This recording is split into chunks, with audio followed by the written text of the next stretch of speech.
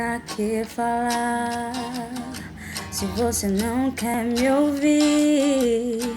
Fugir agora não resolve nada, mas não vou chorar. Se você quiser partir, às vezes a distância ajuda. E essa tempestade um dia vai acabar. Só quero te lembrar de quando a gente andava nas estrelas, nas horas lindas que passamos juntos.